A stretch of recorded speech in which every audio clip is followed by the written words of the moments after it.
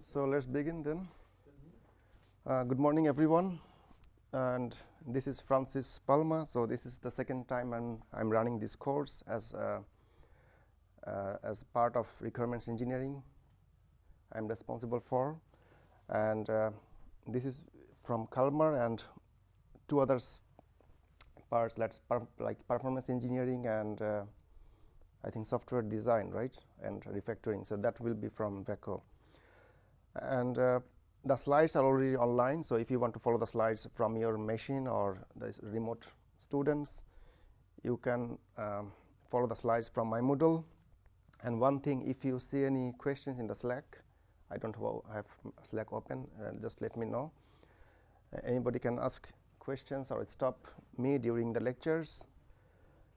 And I understand that assignment 0 was not completed until now, so it was basically part of the requirements to continue with this segment, but we will follow.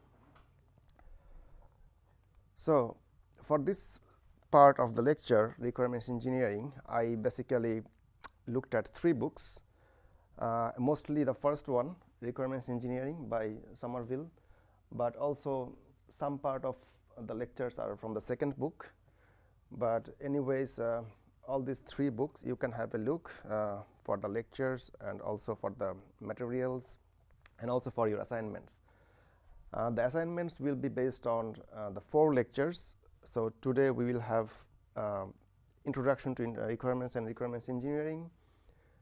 The following day or in the next lecture we will have requirements management and validation. And the following 2 lectures will be basically some hands-on and some introduction to some tools that we will use for the assignment. And as I mentioned, this is the course plan or outline for this requirements engineering part. So first 2 lectures will be fully theoretical, and the second 2 lectures will be a little bit hands-on, and you will also be introduced at the high level with the UML. I guess you already have some UML classes, right? Okay, because UML will be also used in performance engineering by Diego. So it will be highly relevant for this course. And also the week 7 will be the assignment week. So everything we learn and know from these 4 lectures, we will use them. And of course, you have the opportunity to have meetings or ask questions during the assignment week. I will come to that assignment I think in the 4th lecture with the details. And it will be mostly some writing and some hands-on as well. So today we will go with the understanding and elicitation of software requirements, and we basically have these 4 subsections of this lecture. So in the first part we will talk about requirements and software requirements and requirements engineering. I guess you already have some basic idea what is requirements and what is requirements engineering. We also talk about requirements document, and requirements document is basically the document that have the detailed requirements. And we also talk about the process of requirements elicitation, so how we gather requirements. And finally, we will talk about the analysis of the requirements, like how or what can we do to improve the requirements, and also the negotiation. So since there are multiple stakeholders in the system or for the requirements, the good practice is to discuss the requirements with all the stakeholders. And also I will list some good practices or some rules to describe requirements, because describing requirements is not only important for the requirements engineers but also developers, testers, managers, and so on. So what is software requirements, or what are software requirements according to your background or knowledge? Can you define briefly, or anyone have any idea what is software requirements? Just based on your knowledge. What the system should be able to do. Yes, and there are also other aspects. I mean, not only what it should do, but also how it should perform. So basically there are more aspects on software requirements. So this is one aspect that you mentioned. So it's not only what it should do, but it also how it should behave under some environment or under some platform. So because the platform on which the software will run is also important for the software itself. So not only what, but also how it's important for software requirements. So we will discuss, we will define the software requirements formally, but informally it says that a software requirement should be a high-level user facility. So it's basically the user requirements, what the user wants. So it can be, for example, a spelling checking or grammar correction if you are talking about a word processor. Then it should be a very general system property. So it can be related to the performance, or related to the security or any other things. It can be also a specific constraint on the system. So like let's say we have a smart system that has sensors, and we mention that that sensor should read data or transmit data every 10 seconds or at least 10 times per second. There's a kind of constraint that we can impose, and that's also part of the requirements. And also a constraint in terms of development, like users or end users might want you to develop the system using particular technology like Java or other programming languages. So these are kind of high-level idea of requirements. But IEEE, so there is a dictionary called IEEE Standard Glossary of Software Engineering Terminology. So this dictionary defines all the terms related to the software engineering, and it formally defines software requirements as the condition or capability required by the user to solve a problem, a condition or capability that must be met or possessed by the system. So it is talking about, as you see, about the user, because users are the most important factor in the software, and also the system itself, because the system might need to fulfill some conditions. And not only that, there should be a document. In other words, this 1 and 2 should be documented well, so that they are not lost, they are clear to read, they are easy to understand. So that's why this definition by IEEE, they added this 3 point, and the third point, a documented representation of a condition or capability, as in 1 or 2. So not only you have to mention what you need or how you need them, or in which form you want to deliver it, but they also should be well documented. So that's why in software engineering, or in other words in requirements engineering perspective, documentation is always important, because without documentation things get really worse over the time. And requirements engineering in particular, or requirements in particular, should be well documented. So we talked about requirements as a general idea, but what is requirements engineering? So when it comes to engineering, we know that it's kind of buzzword or jargon, but when it comes to requirements, if you do not engineer them, or if you do not formally, or if you don't organize them well, they are easy to get lost, or they are easy to misinterpret. So that's the term when the requirements engineering comes into the picture, because engineering is always like, in general, engineering makes our life easy in terms of communication, transportation, whatever way you think of. So this engineering term was also used in requirements context, like requirements engineering as defined by this Bashar and Steve in their very first article. So this was one of the first article on requirements engineering, where they defined the term requirements engineering as a process of defining, documenting, and maintaining requirements. So you not only define, you not only document, but you also need to maintain them, because requirements change over time. And if you do not maintain them, or if you lose track of the requirements, it's very easy to misinterpret them, and it's very easy to lose them also. And as I mentioned, a very systematic or process-oriented approach, and that what makes it requirements sustainable, because, and also the repeatable. So by repeatable, this term is also important here. Repeatable means, so every time you do a, let's say you are building a highway or road, and this is also called engineering, right? Civil engineering. So if you call this process repeatable, that means every time you build a road, it should be look same, it should work same. In the same way, if you are doing the requirements engineering, every time you define a requirements, it should be in the same way. So multiple people do not or should not define that requirements or explain that requirements in multiple ways. So that's the repeatable means. So if multiple people define a requirements, one requirement, it should be non-ambiguous and clear, so that it doesn't have multiple definitions. So that's another important aspect of requirements.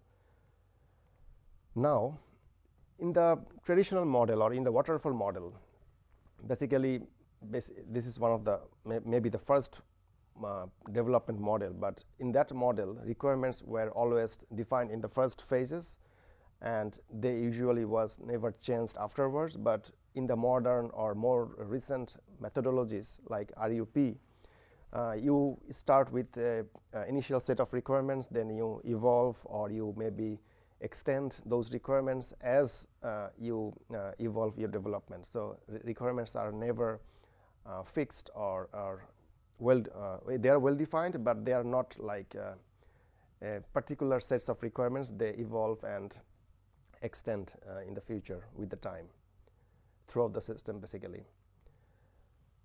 So that's what I was talking about, the requirements document.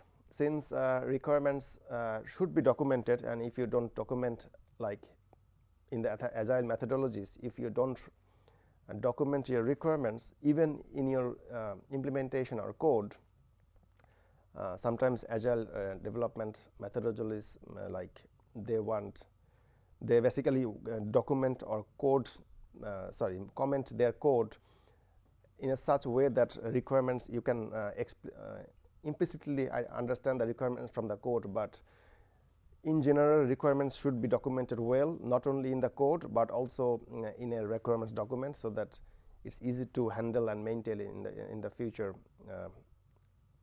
future time. So that's why requirements document is also important, and this is officially or formally known as the official document for requirements. So anything like requirements engineers, managers, testers, developers, any stakeholders, if they want to know about the requirements of a system, they basically go to they should go to this document and find about information on the requirements. There are also other names for this requirement document, and the most common commonly known as is software requirements specification, SRS. But there are also other names people uses like functional specification or requirements definition and so on. But SRS is the most common name that people use. And in terms of the types, requirements can be basically of many types, but I listed them only based on two. And one of them is based on the level of details. So how detailed are the requirements and where they are coming from. So one of the type is stakeholder requirements. So basically these are the general users or users who own them and own the system basically. And if they come up with their requirements, those are usually very high level requirements, and they are sometimes in natural languages or using informal diagrams. But there are also system requirements that are basically based on those stakeholder requirements, and these are more detailed. So they don't talk about functionalities, they more talk about how those functions will be implemented and deployed, for example, in an environment or in a platform. And you can also translate those stakeholder requirements using some graphical notations like UML, for example, or data flow diagrams. Those are also, I mean, you can draw those system requirements using those notations, and people these days use a lot of those graphical notations. So we will also use UML as a part of this lecture, as a course, part of this course. But there are also other aspects if we want to classify requirements. So that is the type of on the basis of the goals. Usually requirements are functional requirements that he mentioned some time ago, that what a system is supposed to do. So that is basically the functional requirements. So there is also non-functional requirements, and this is not only what but how. So how we want a system to perform. So how fast, how secured, how consistent, how robust. So all these are non-functional requirements. In any ways, these stakeholder requirements and system requirements are also related to the functional and non-functional requirements, because stakeholder requirements can be either functional or non-functional, and system requirements can be also functional and non-functional as well.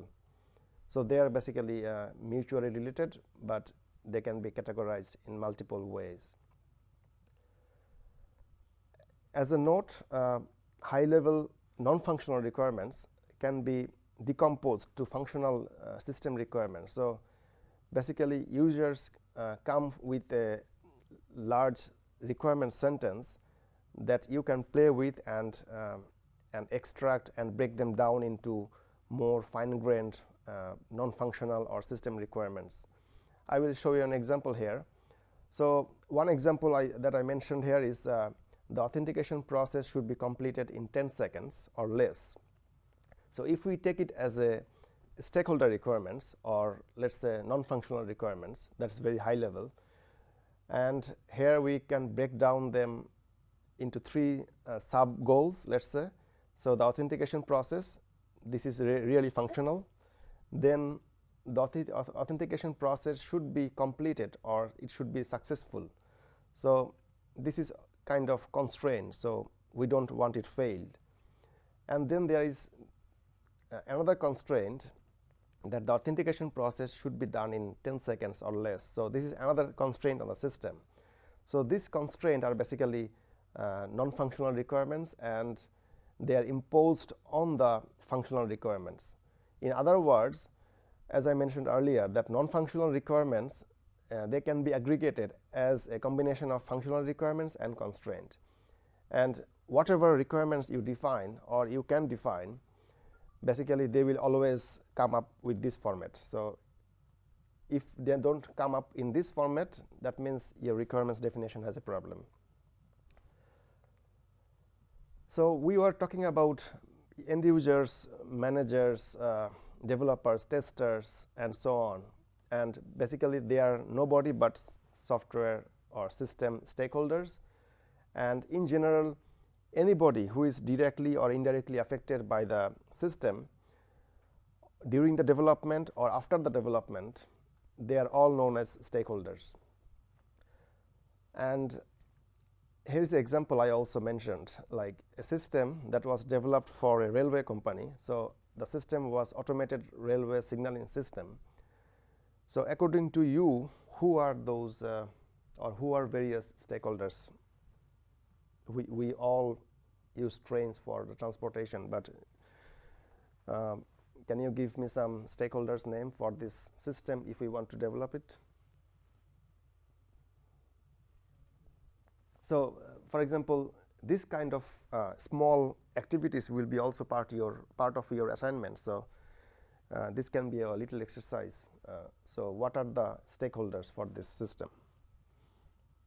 Because stakeholders are important part or maybe source to gather the requirements, or in other words, requirements elicitation. So before knowing the requirements, you should know the stakeholders first. So for this system, who are the stakeholders? The workers.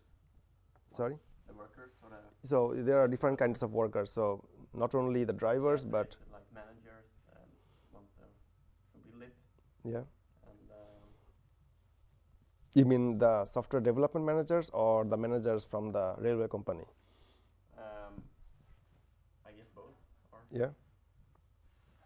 Yeah, they might have different requirements based on their roles and responsibilities in the organization. Yeah.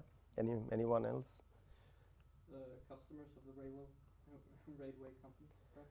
So you mean the Like the state employing the railway okay, company to yeah, perhaps. yeah, and then if we think it as a software system, of course the developers, testers, but what else? Who else can be? So you missed some important stakeholders. Basically, you have to come up with all the stakeholders, so that if you miss stakeholders, as I mentioned, you will miss requirements, or they can be important requirements. It can be regulatory bodies, like we all know that railway should be always safe and it's also safety critical systems. So the government authorities or regulatory bodies should be part of these stakeholders, or should be a member of the stakeholders. So here are the examples. I think you mentioned all of them, like operators, who are basically driving the rails or managing the rails during the operation, the train crew, railway managers that you mentioned also, passengers, as we are, then equipment installation and maintenance engineers, so those are basically third party, and then safety certification authorities, so those are governmental body or regulatory body. So basically you need to involve all possible third party or second party or even in-house members or partners as the stakeholders. And as I mentioned, as a good practice, we need to draw up an explicit list. So it should not be implicit, it should be explicit. So all possible stakeholders should be there. You cannot miss even one. And it should be done in the early stage of the requirement engineering process. So whenever I call RE process, that means requirements engineering process. Because then you should go for the requirements gathering or requirements elicitation. So I just mentioned requirements engineering process, and before I also mentioned what is process and what is requirements engineering. So what is requirements engineering process? So by engineering, we already discussed that it should be well structured, it should be repeatable and well defined. But what is requirements engineering process? So we are adding an extra term after engineering. So requirements engineering process is a structured set of activities. So look at these three words. It should be structured, it should be a set of activities that involves multiple activities. And the goal of this requirements engineering process is to derive, validate, maintain a systems requirements document. So this requirements engineering process basically deals with only with requirements document. So whatever goals we have, whatever we want to do with the requirements, if we call it engineering and if we call it a process, it should be always focused to requirements document. And also as a part of the assignment of this requirements engineering part, you will come up with a requirements document. But of course, I will tell more about it after. So the goal of this part of the course is to come up with a requirements document that is well written and well structured. So we are not only writing the requirements or deriving the requirements, we also need to validate the requirements. So the requirements should be valid and correct and consistent. So it should not be ambiguous. And this is how it becomes a process, because a process, as I mentioned here, is a structured set of activities. So it should be a flow of activities that should be always followed in a ordinal manner. So you cannot do random things in a random time. So what a complete process should include or have? So the activities, first of all, and it should be structured, as I mentioned. So structured means it should be a well-defined timeline. So basically the activities should be done in an ordered way or well-defined ordered way, and each activities should be also marked down who is responsible for the activity. So there cannot be activity that is missing a responsible person, because if there is a missing person for activity, that means the process is not well defined. And then also the input and output from each activity. If you remember the activity diagram, if it's the same basically, so you can call it a activity diagram for requirements engineering process. And also the tools that you are planning to use. So for each activity, you might need to use different tools and different frameworks or libraries. So you need to well define for each activity the input and output, the tools, and the responsible people, and of course the schedule for the overall process. In practice, basically there is another note, and I put all those notes in italic because those notes are critical notes, because very often we miss those. That's why I had also other notes before in a italic form. So in practice, very few organizations or development companies, they care about standardized requirements engineering process, because all they care about is the requirements document, and this basically this might makes their development process further, but this also makes their life hectic or difficult at the end of the delivery or during the maintenance time, because if you don't have a well-defined process and you have only requirements document, then it's hard to make changes to the document and make changes to the requirements, and you will see why after, because this requirements engineering process is very tightly coupled or binded to the requirements document, and this is the ultimate output, of course. So I was talking about the requirements engineering process, and this is the spiral view of the requirements engineering process. And I was also talking about different activities, right? So these are the activities. So validation, then on top of specification, and then on the left is requirements elicitation. So these are the high-level activities, but those activities also involve other sub-activities. So basically, you start from zero, and you have, first of all, business requirements specification. So you know what's the business requirements? Anybody have any idea? Like, what's the difference between software requirements or system requirements and business requirements? The financial aspect of the project? It's not the final, it's part of financial aspect, but it's basically about vision and mission. So what you want to do, if you consider Amazon as an example, they are not only doing the financial thing, but they also have other business visions, right? Other business missions. So this is more about vision and mission, and they are very high level. So they are even high level than end user requirements. So that's why the requirements has different granularity or different levels of requirements. So this is very high level, and then this is little bit more specific, and this is even more specific. And so you start with the business requirements, and then you go for the feasibility study. So let's say you have a business vision and mission, even from the financial perspective. You then check if you can achieve those financial goals, for example. Like, will you make profit, or will you lose the market? So once you know that you will profit, then you go for the user requirements elicitation. So you find the stakeholders and you interview them, let's say, and you elicit the user requirements. And once you elicit the user requirements, you go for the specification. So you try to more formalize them or define them in a more formal way, so that developers or testers or technical people understand them. And once you have the user requirements specification, you prototype. Like, you can prototype in pen and paper using some prototyping tool or whatever. And once you have the prototyping, basically you go for the so these were user requirements, very high level.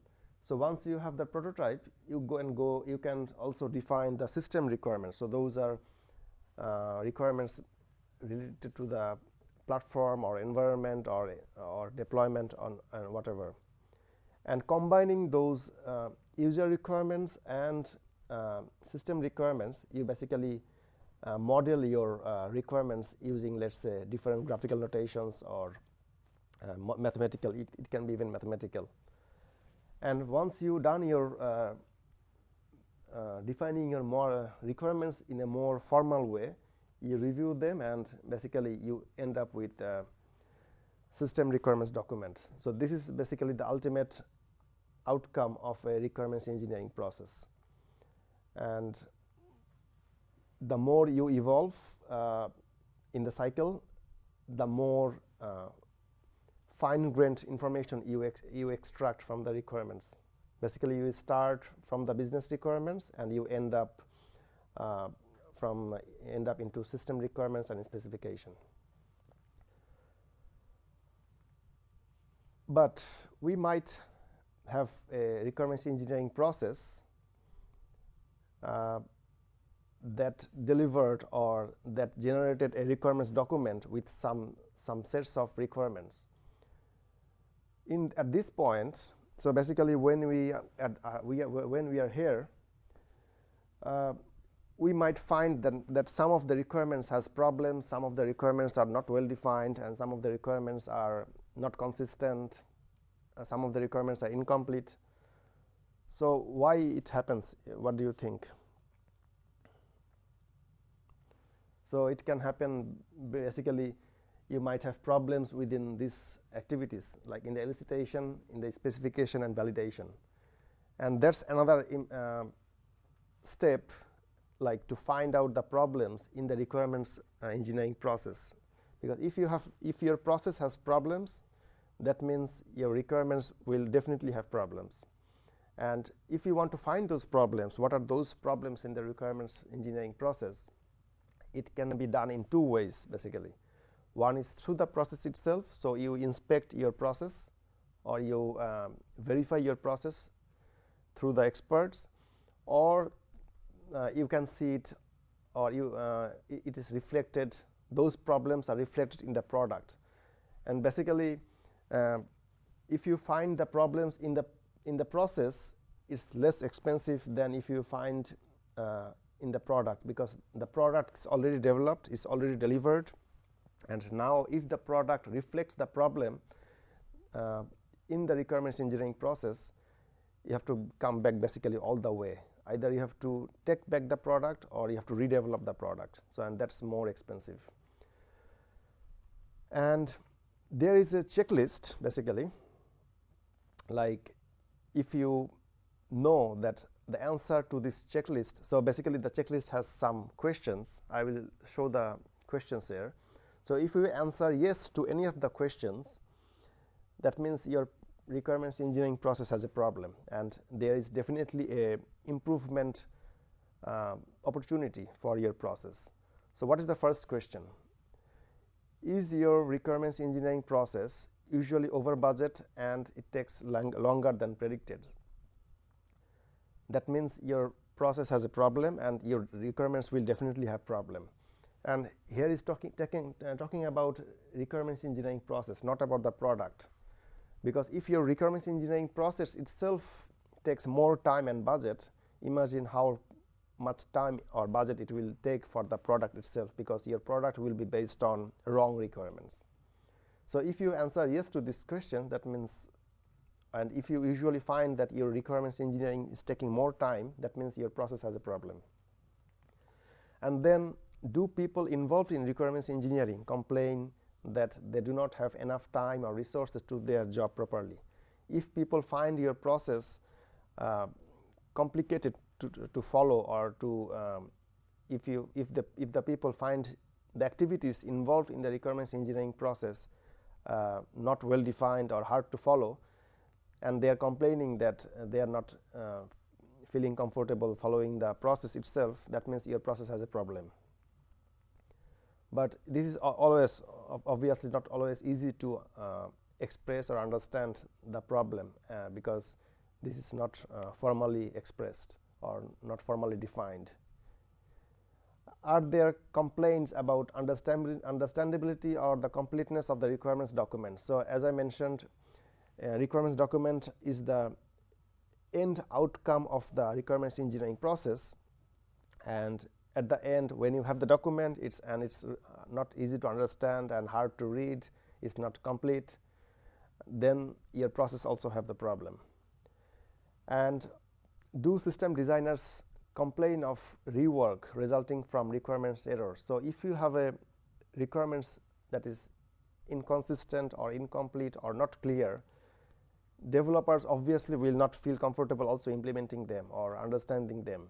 So they will ended up complaining about your requirements. Then do customers for your systems fail to use all the system capabilities? So you developed a system and delivered it, but due to the problems in the requirements, you end up developing a improper system for the customers, and basically what requirements they had was not fulfilled by the product. So your customers are not happy as well. So they will also of course complain, and they might not find all the requirements they asked for. And also, is there a high volume of change request immediately after a system is delivered to the customer? So since customers are not happy, some of their requirements might got misinterpreted, so they might ask immediately change for some changes, and this will trigger also a lots of maintenance task for the development houses. So out of those 7, which of those you think are process related and which of those are product related? I think it's very easy to grab.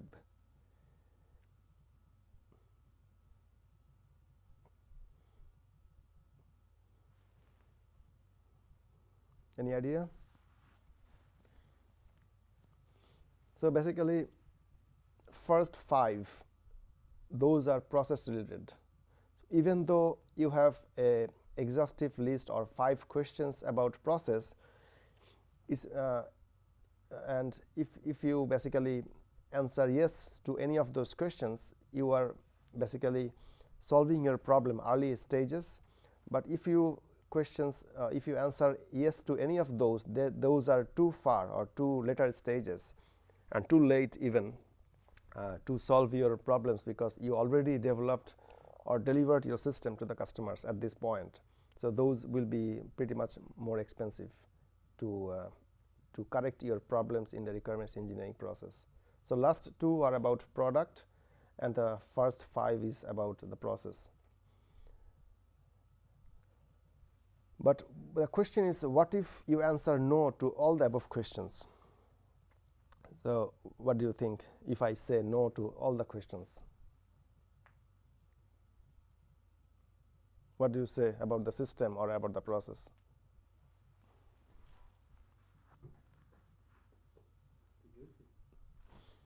It's a good system, yeah, but it's also a good process, you say.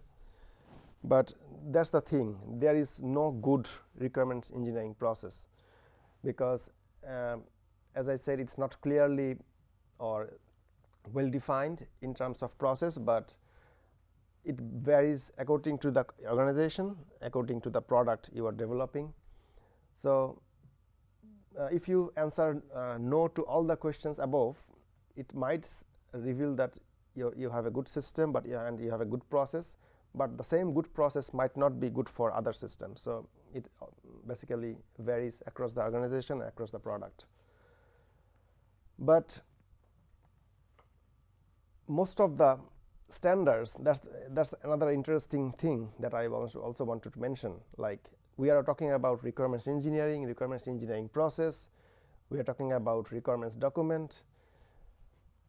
Unfortunately, basically there are no internationally or globally recognized requirements engineering process.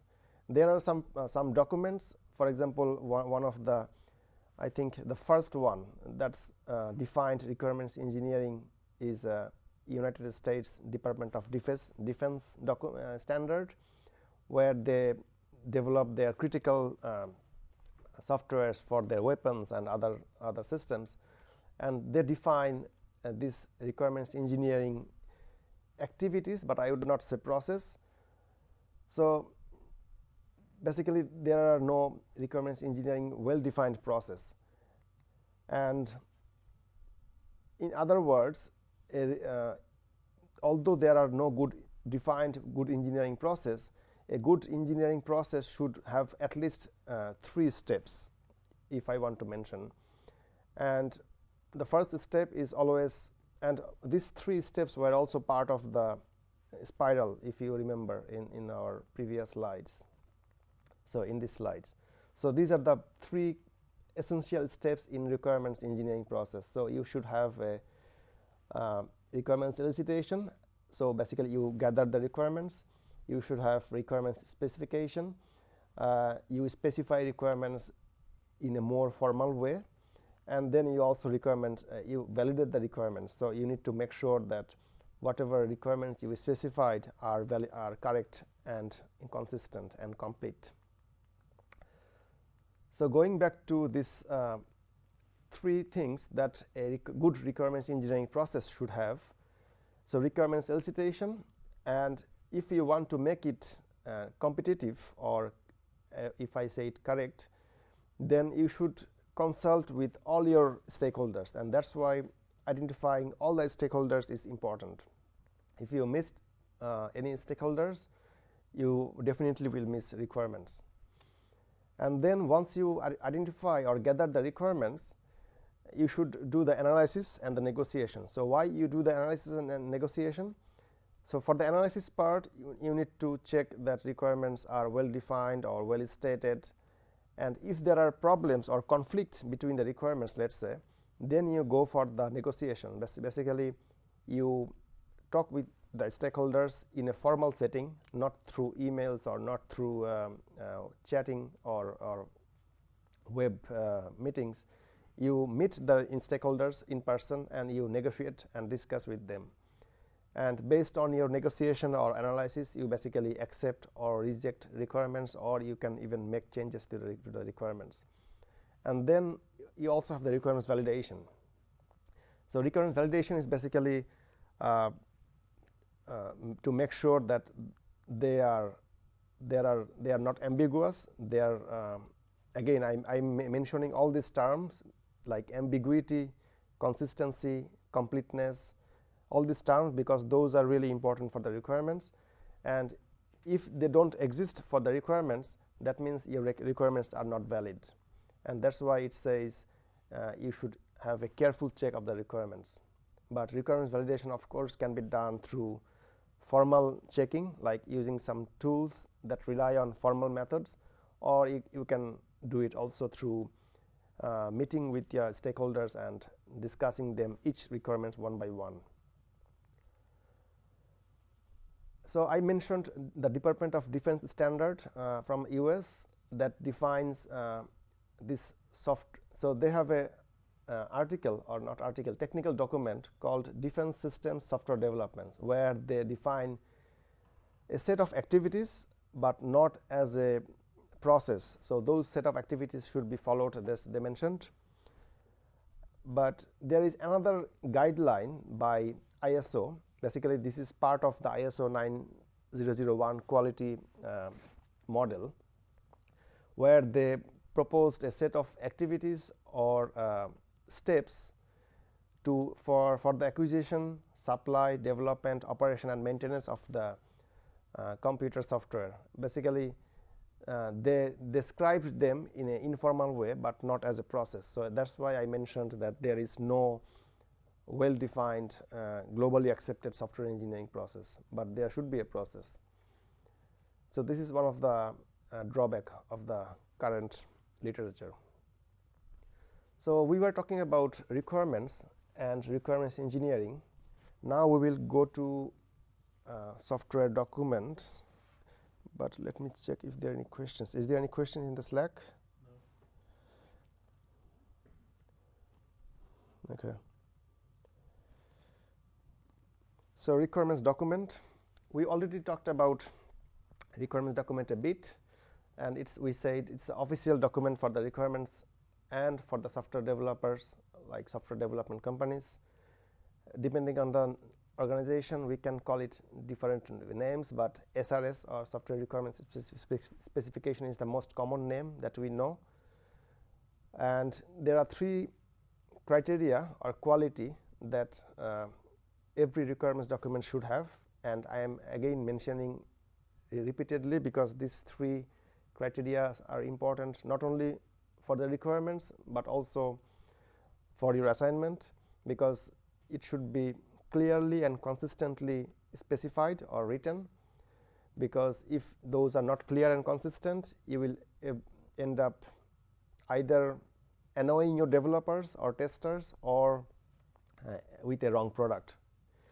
And then it should be easily understandable. So if I write a requirements about a rocket mission, let's say rocket software, and people from English literature or non-technical person read it and don't understand it, that means my requirements has a problem. So it should be understandable by various readers. Also, you cannot write a story when you are writing the requirements document. So it should be very concise, to the point, and the problem is specific. So you should not write a long story about what requirements you are going to implement or what requirements you are describing. Again, similar to requirements engineering process, since we are talking about requirements requirements document, there is multiple standards I should say. So many people defined requirements document in their own ways. Obviously, there is like a standard from IEEE, there are standards from academia. So I will show the standard that is defined by IEEE, since this is the most internationally recognized body for engineering and computer science and other domain. But best structure or best format basically again depends on the organization and also what is the system you are developing. So if you are developing a system for a rocket, for example, it should have very technical details. But if you are developing a system, let's say an Android game for the kids, its requirement will have like very diverse or very different phrases and ways that you wrote basically. So requirements document varies according to the system or type of system you are developing. So what are the benefits like of having this common or standard document structure or template? So it has benefits for the readers, not only for the readers but also for the writers and reviewers. So as a reader, if I read the document, I can easily find information, I can follow the document well, relationship between different parts of the document. But also as a writers, like if I write the document, so there is always a writer for the requirements document. It's not like multiple peoples or multiple engineers are writing and then we merge them together, because then you will have different writing skills, different contents, different structures and all these problems. So usually requirements documents are written always by one person, and if you have a well-defined structure or template, it will be easier for the writers to follow the checklist or the structure to have a well-defined requirements document. And also, as I mentioned, for the reviewers, reviewers basically comes at the end of the phase when you already have your requirements document. Basically, they verify that your requirements document is well written and it's well structured and all these things. But if you already have a predefined structure for your requirements document, it is easy for the reviewers to make sure that you follow the structure or follow the template, and if you do not miss any sections that are more critical for your requirements document. So as I mentioned, that there are multiple document standard or document template. One of the most common is this IEEE 8301993. It's pretty old. Of course, organizations might have their own structure as well, but everything basically evolved from this standard. So that's why I will introduce also this standard or structure. So basically it has 5 main sections. An introduction, where basically you have more general overview of the requirements and also the documents. Then you have general description of the requirements, so in terms of functional and non-functional requirements. Then you also have specific requirements, let's say which database requirements you have, what are the performance goals you want to have, so what are the external libraries you want to use also. And then you have appendix and index.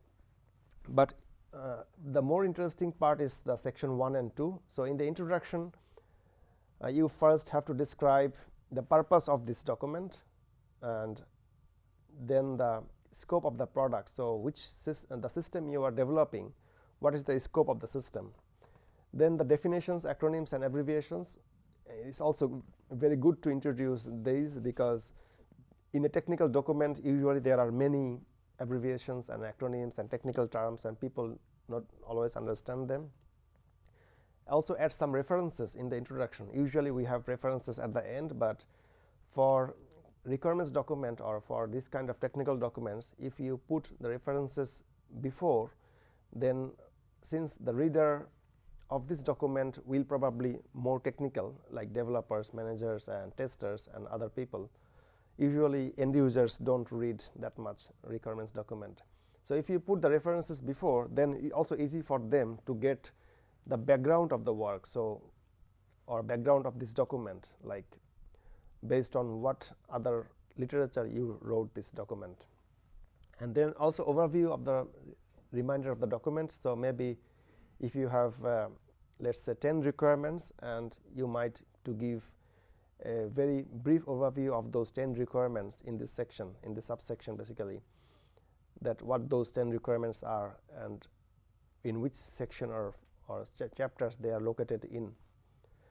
So this is the introduction part and the general description. So why I'm introducing this this structure, because for your assignment there will be a part that you will write a requirements document, and you should basically follow, or at least try to follow, this structure. And if you miss like some of the non-obvious subsections, that's also fine, but try to have similar structure for your assignment also. So for the general description, you should have the product perspective, and then this is also similar to the scope of the product.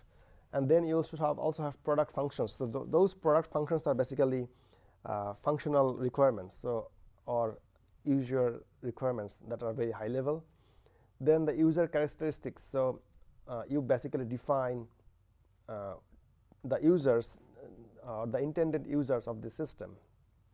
And then general constraints. So if you have any other general constraint for the system, like in terms of performance, security, efficiency or whatever.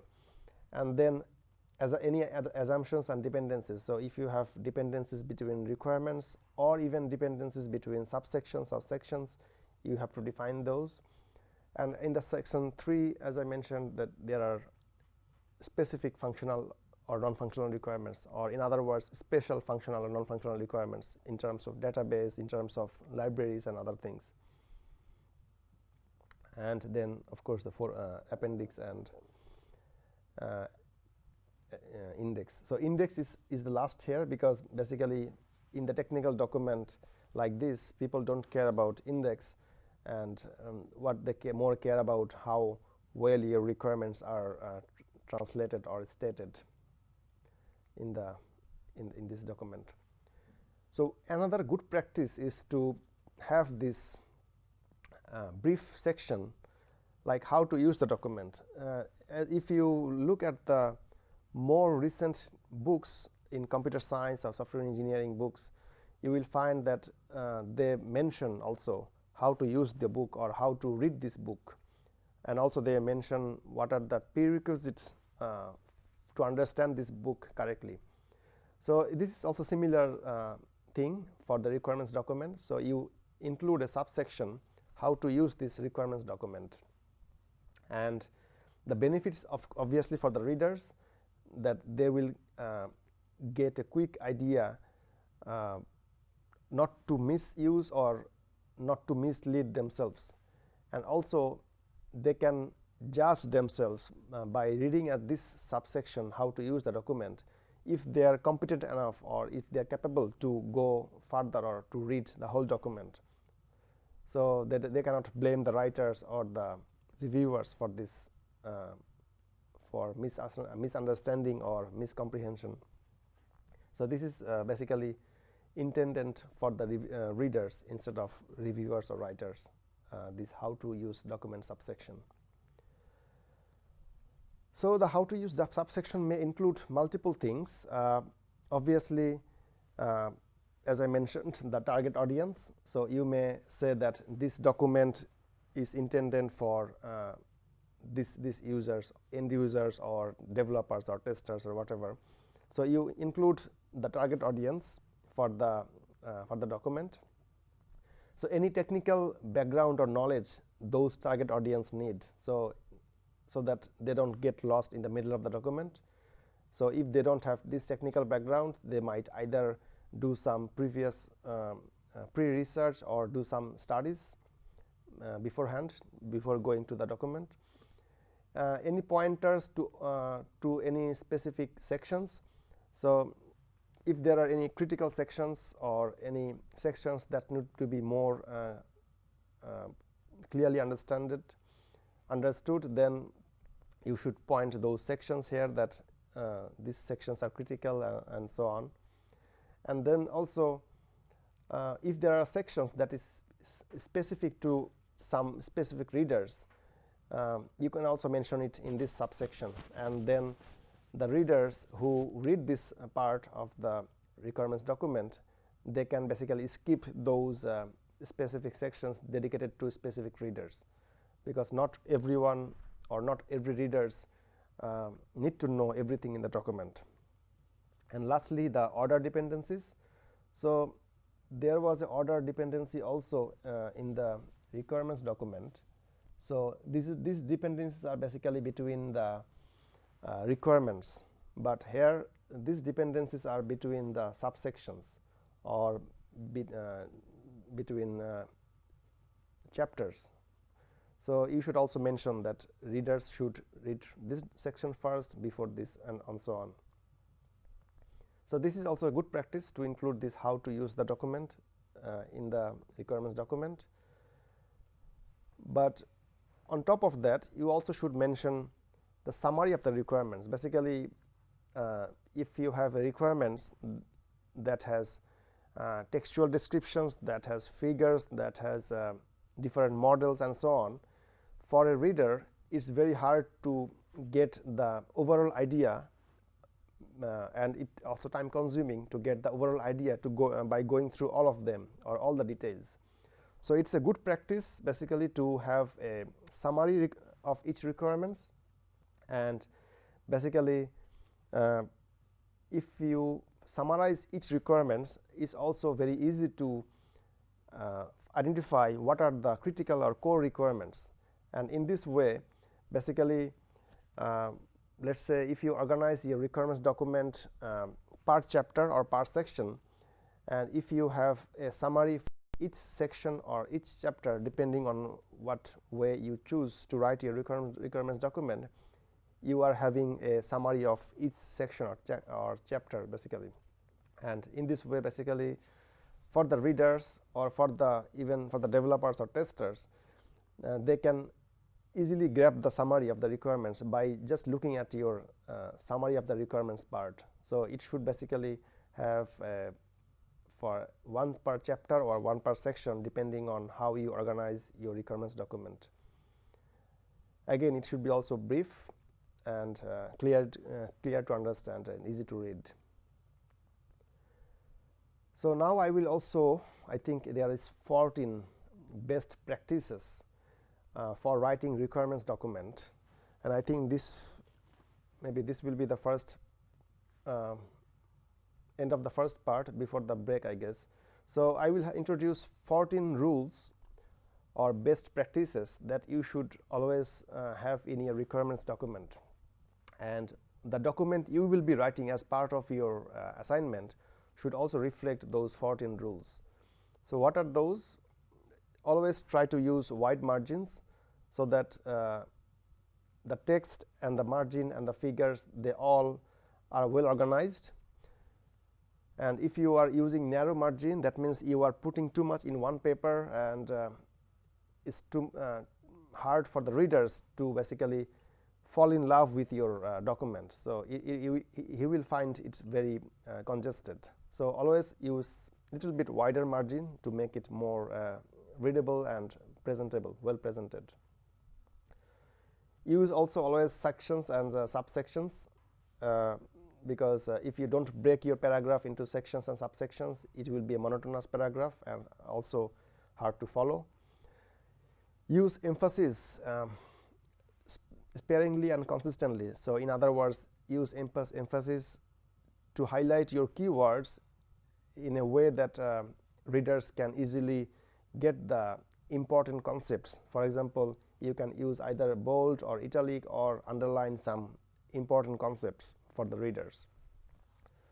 Use tables. So instead of writing long paragraphs or monotonous paragraphs, it's better to use tables. If you make them table, or at least try to make a numbered list or bullets to represent a long paragraph. Then if you want to show a number of items, like if you basically want to compare let's say two requirements or two models or anything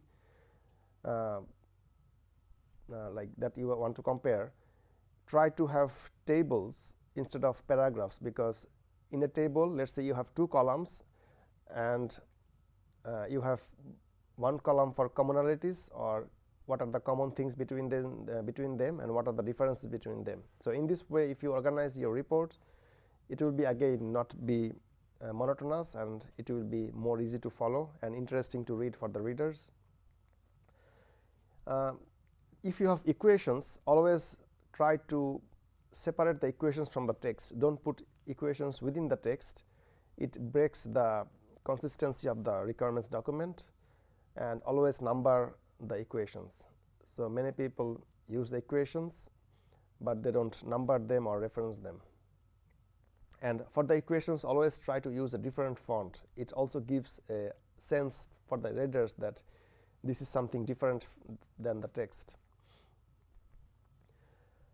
So if you also have a sequence of events, let's say you are writing a long paragraph describing a sequence of events, is always easy or good to use diagrams instead of writing a paragraph. So make your documents more table oriented, more diagram oriented instead of more text, because then it will also make your document more interesting. And then don't use complex diagrams. Always think that your requirements document are intended for the general readers. So not only testers or developers will read it, your end users also might read it, your third party stakeholders might also read it. So if you include complex diagrams and complex notations and mathematical things, they will never understand it. So try to make it as simple as possible. Always try to start new sections or new chapters in a new page. Basically, this might not be true for your assignments, but in practice, when software development houses have very large bundle of requirements document, and if you want to change part of it, and let's say you want to change one section or one chapter, and then if you make it loose binders in a way, like if you organize your documents in that way, then it's easy to replace one particular section or one particular chapter. So don't start a new chapter in the middle of the page or at the end of the page. Always try to start a new page for the new sections or chapters. Usually, like word processor like Microsoft Word or other document editors, they provide change history or change bars. So basically it's for the writers, if you use that, and for the reviewers when they are reviewing, so if you make it on, reviewers can easily get what are the changes in this new version of the requirements document. So try to turn it on so that it makes others' lives easy. Usually this is also not the case for your assignment, but in the real development time, so if the writers use this change tracking, it's good for reviewers and other people to track the changes. When writing documents, avoid references to other page numbers. This is also another important thing, like this is also true for everyone. Usually page number changes in the requirements document very frequently because people add new things, people modify things, people delete things. So if you refer to page numbers, your page numbers will certainly change, and basically you will have ended up referencing wrong page numbers in your document. So never use page numbers in the requirements document. So always label your figure and tables, and there should not be any figures and tables that are not labeled and not referenced in your text. Keep your chapters and sections short, because as I said earlier, if you are writing a long story, requirements document is not a storybook, so it should be very concise and precise and very accurate to the point. So don't write long chapters, always make it short. This is also related to the number 8, so always start new chapters in a new page. And for the page numbers, if you are numbering your pages, always put page numbers with the sections. So if you are in chapter 2, write the page numbers, the first page of chapter 2 as 2.1 in this way. And this is also true for the figures and tables. So if you have 3 figures for chapter 2, try to label the figures from 2.1 to 2.3 instead of figure 1 to 3. So it will basically give you a hint how many chapters you have or how long is the requirements document for each requirements. So we discussed requirements document, and I guess this is already has also been said. So what are the intended users of the requirements document? Basically these are all stakeholders.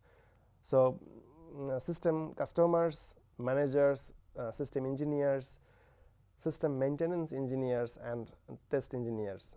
So system customers basically specify the requirements and read requirements to see if their requirements are properly reflected or not, or properly stated or not. Managers use this requirements document for planning and the resources and the budget. System engineers obviously use the requirements document for developing and understanding the requirements. System maintenance engineers use the requirements document in the future to see how a part of the system was mentioned in the requirements document, or if it were well mentioned in the requirements document. And also if you are changing the implementation as a part of maintenance, sometimes it happens that you also need to change your requirements back in the requirements document. So requirements document is also very important for the system maintenance engineers.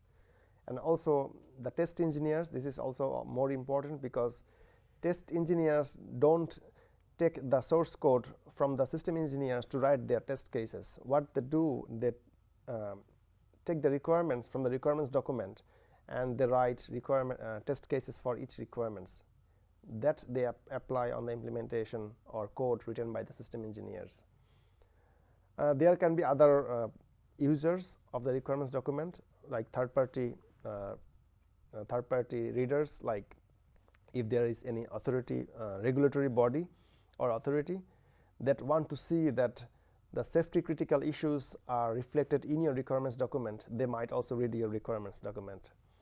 Because if you are misinterpreting or miswriting your safety critical requirements in the requirements document, they will obviously be misimplemented or wrongly implemented in the system. and of course also they will be tested not properly. I think was the time. We can have a break. Yeah, take a quick break, maybe 5 minutes, and then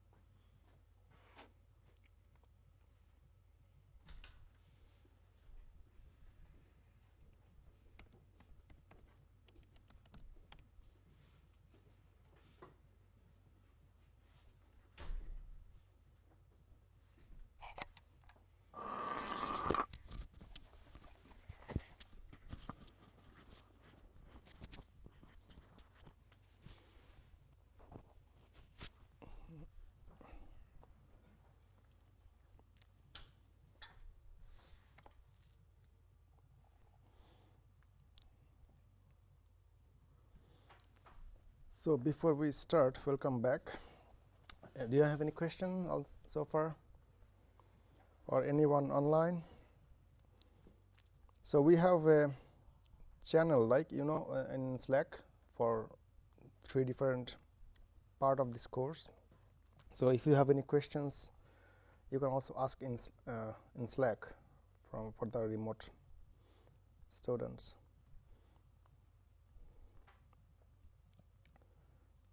So I guess nobody asking any questions.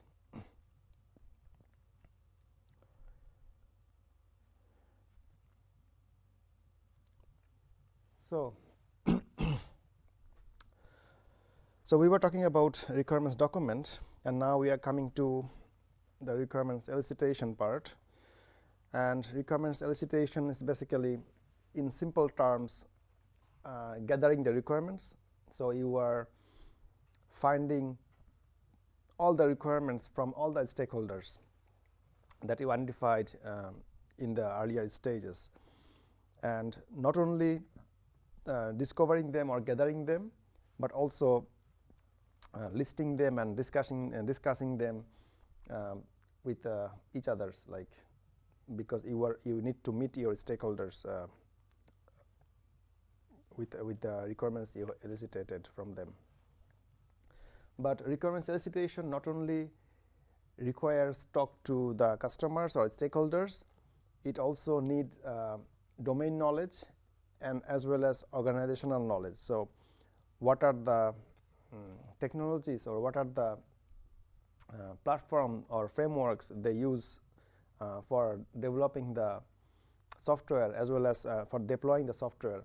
So you should not only be good at that certain domain, like if it's a financial software, you should be knowledgeable in the financial sector, but also you need to know about that company, so how they're running their business, how they are doing their operations, to know more of their requirements.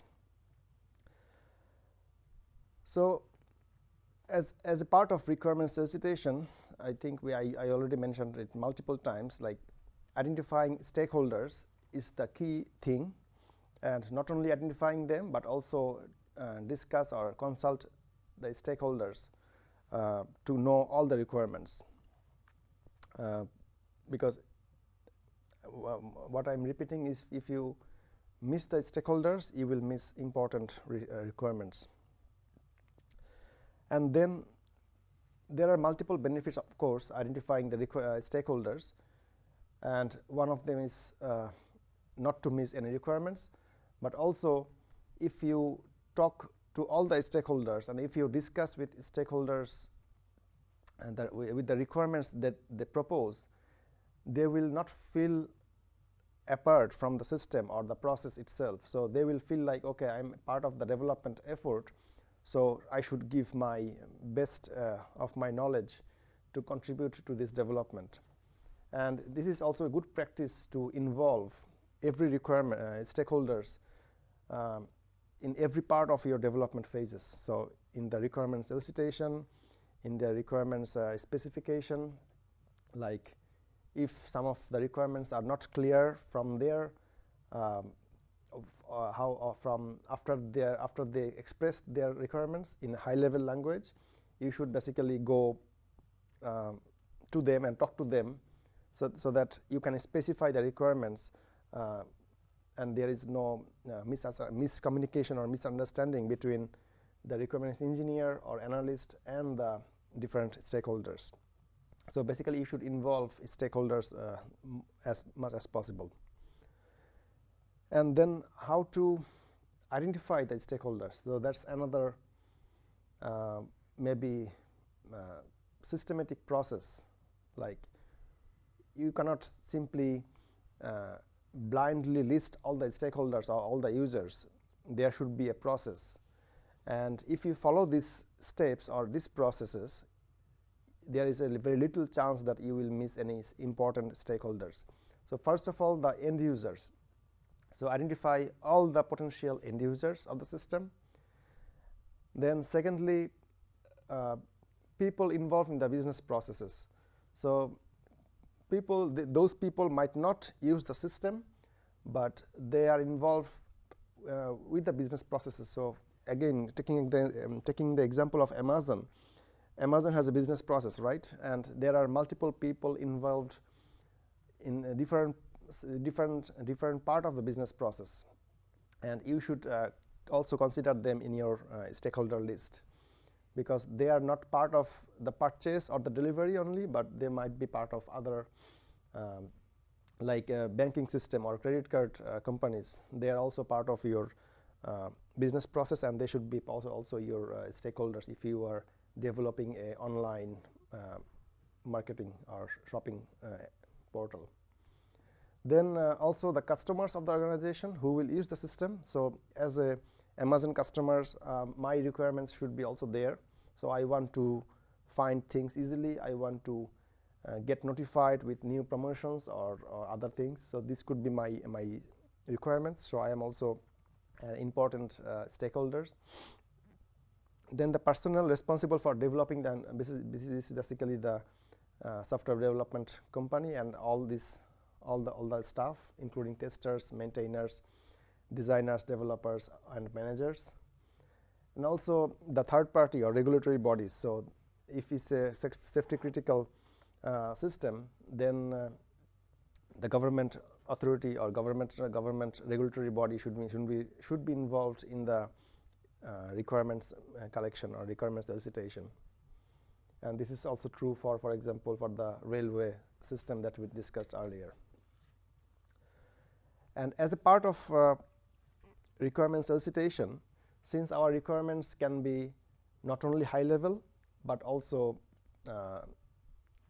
system requirements. So system requirements, I mean the platform or the environment where the system or developed system will be deployed.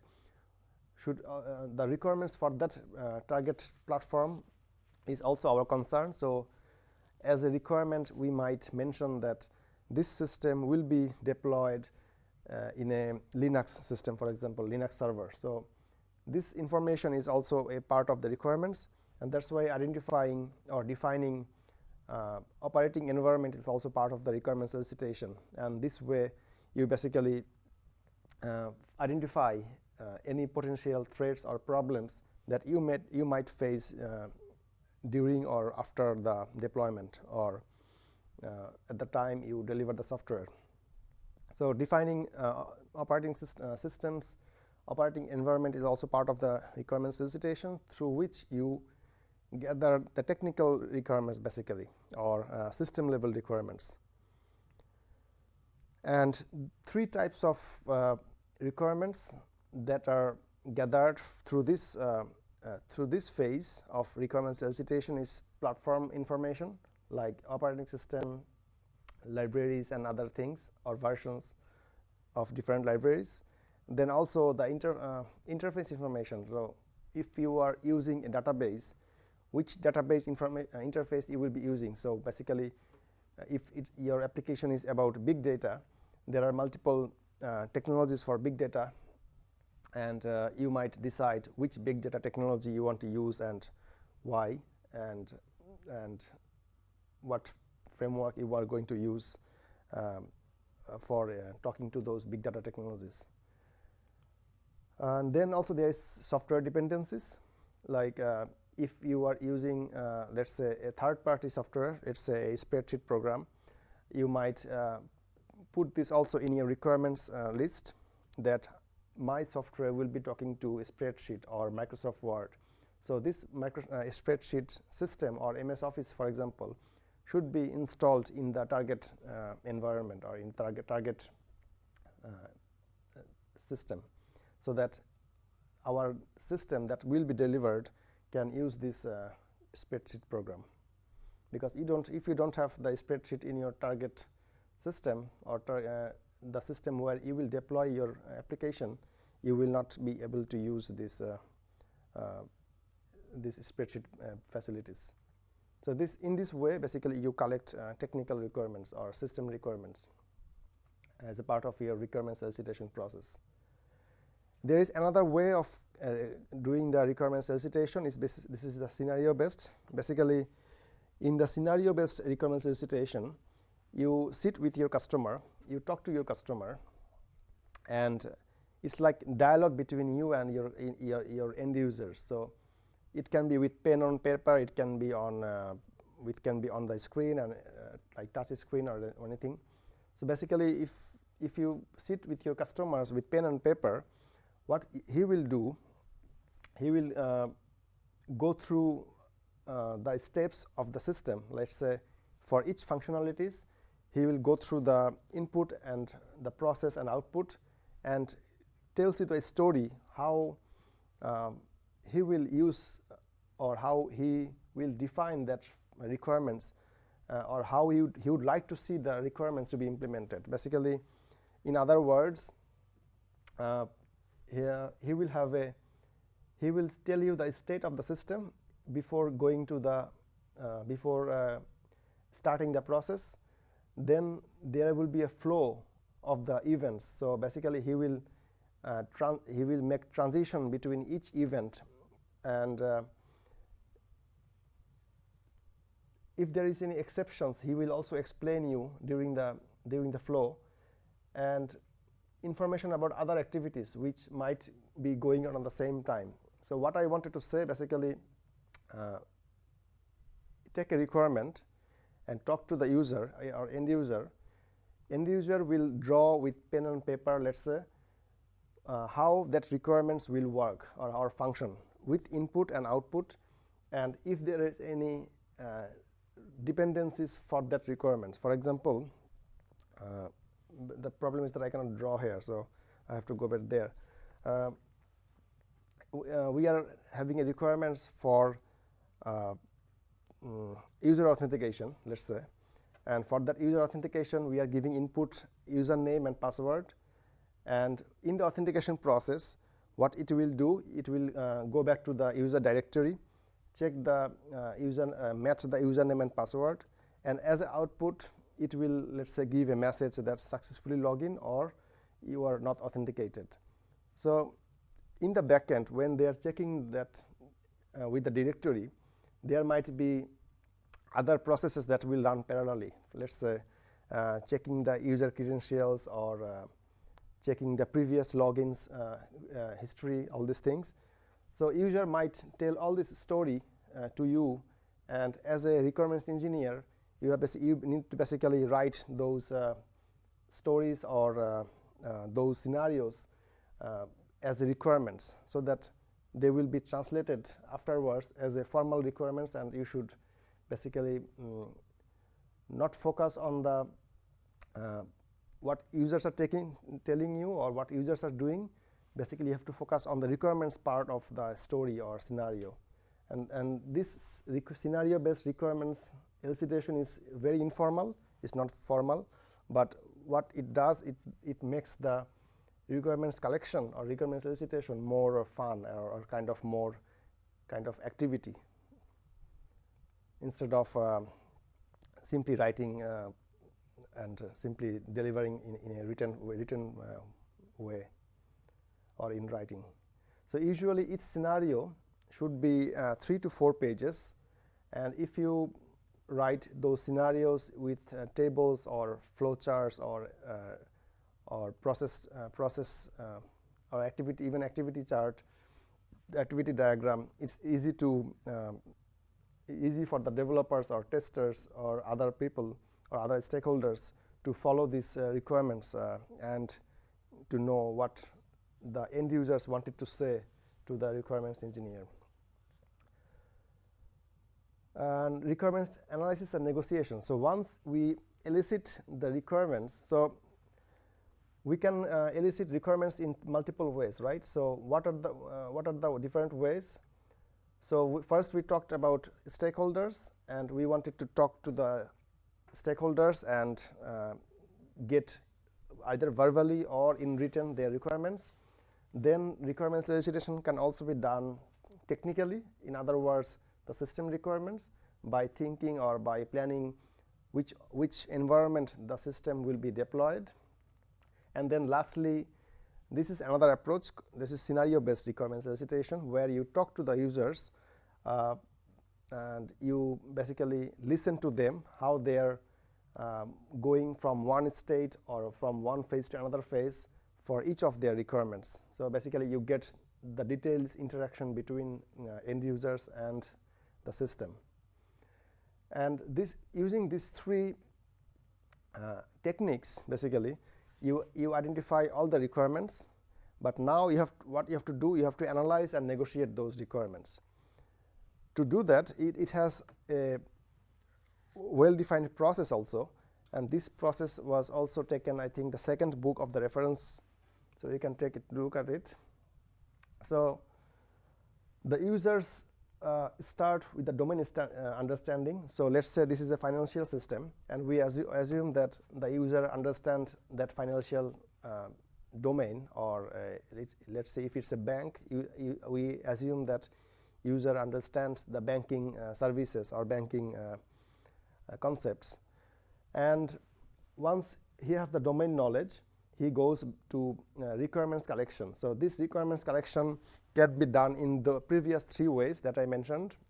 So talking to the stakeholders by thinking of the target environment, and scenario based. So playing with the end users and the system by pen and paper or on the screen. And once he have the initial requirements collection, basically he can go back to previous step if he has any problem in the understanding of the domain, and if he thinks that his requirements collection was enough stable, he can go basically for the classification of the requirements. So what this classification do, this relate and compare requirements, so to find if there are any conflicts or if there are any relation between requirements and so on. So if there is any problem in the classification, so if he fails to properly classify the requirements, I think this classification part is also in the next slides. Then he go back to the requirements collection, else he go back to conflict resolution. So in this conflict resolution step, basically he talked to the stakeholders, or basically multiple stakeholders, and if there are any conflicts between the stakeholders, he resolved them by maybe changing the requirements or adding new requirements and so on. But if the requirements conflict resolution doesn't meet the standards, or if all the stakeholders doesn't agree on the conflicts, then he go back to the classification again. That means the requirements were not well classified or not well analyzed. If there are no conflicts, then he goes back to the prioritization, because not all the requirements will be delivered or implemented in the first phase. Some of them will be delivered in the second phase, let's say. And if there is any problem with the prioritization, that means you cannot prioritize the requirements. That means, of course, there was a problem with either conflict resolution, or with the problem with classification, or with the problem in the requirements collection. So basically you can go back to any step with this arrow. So once you do the prioritization, you do the requirements checking. So basically this is the one of the last phases of requirements. Like this is all. This can be also requirements validation. So basically you are checking for the requirements if they are correctly stated, or if there is any inconsistency, or if there is any ambiguity. If there is any ambiguity or inconsistency or incompleteness in the requirements, you can go back to either this phase or any of this phase, or you can go back to directly to the first step, because if there is any inconsistency in the requirements, that means you have a problem in the domain understanding also. And once you resolved all the conflicts, you prioritize requirements, you check the requirements for the validation. Basically you go for the requirements specification for example using some notations or some modeling, and this will produce the requirements document. So this is basically the requirements, the overall picture of the requirements elicitation and analysis process. But we will go to some of the we will discuss some of the details of it. So requirements analysis is always a expensive and time-consuming process, and because the requirements engineers or maybe the readers who are reading the requirements document, they need to be skilled and experienced, and they need lots of time to understand what you wrote and why you wrote. So that's why having a quality requirements document is important. I wanted to show you the spiral view of the requirements elicitation, analysis, and negotiation, so how they are related. For example, these arrow lines, those are activity.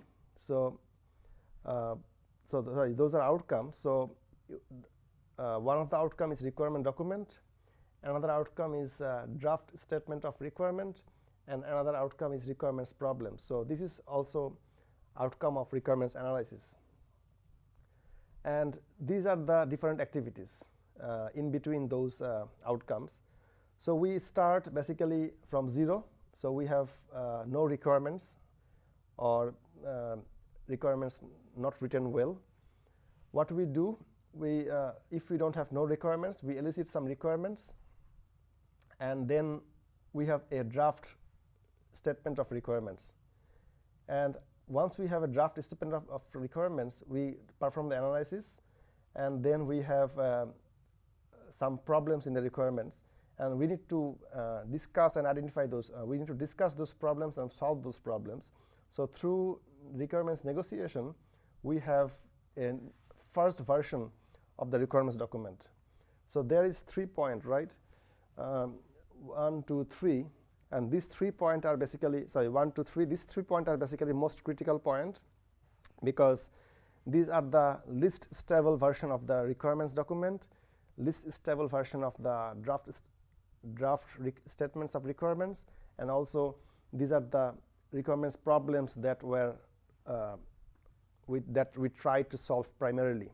So if we continue in this way, basically, once we have the first requirements document, we can again do some elicitation and make another draft, find some more problems. So in this way, if we continue, at some point we will reach these 3 green dots, where we have most stable requirements document. At this point, we might not have much problem in the requirements, and in the draft statement of requirements, we have the most clear statements of the requirements. So these are the basically the more away you go from the center, the more well documented and well represented requirements you have. And we always want to obviously find or go to these green dots. And in this way, basically, the elicitation, analysis, and negotiation process continue. But for the requirements analysis, so basically in this phase, how you want to, or how you analyze the requirements, there is a checklist that I also want to introduce. And if you basically answer these questions for each requirement, this will give you the first analysis of the requirements. And basically, you have to take each requirement, and there is I think 3, 7, 8 questions. So for each requirement, you need to ask these 8 questions and find the answer. And if any of the answer is yes, that means you have the problem in that requirement. So what is the first question? Does the requirement include premature design or implementation information? So usually when you state the first requirement, so basically if you are here, when you are eliciting the requirements and you have this draft statement of requirements, it should not have any technical detail or any design related assumption. It should be very naive.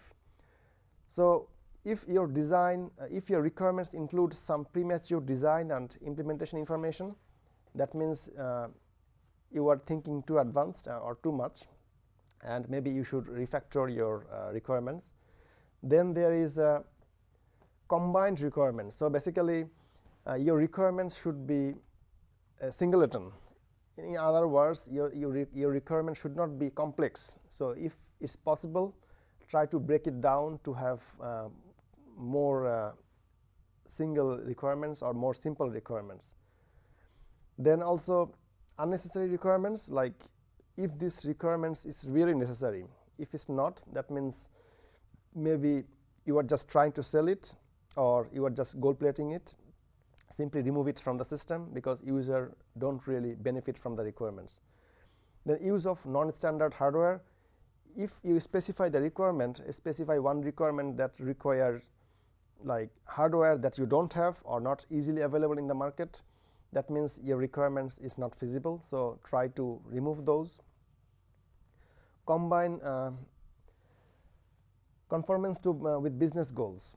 So you have business goal, let's say a simple business goal, you want to make profit, and your requirements indicate that you are not making profit out of your online web portal. It can be any requirements.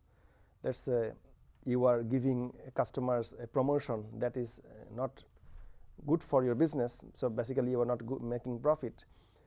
Then you should consider removing also that requirements, because if your requirements is in conflict with your business goals, that means your requirements has a problem.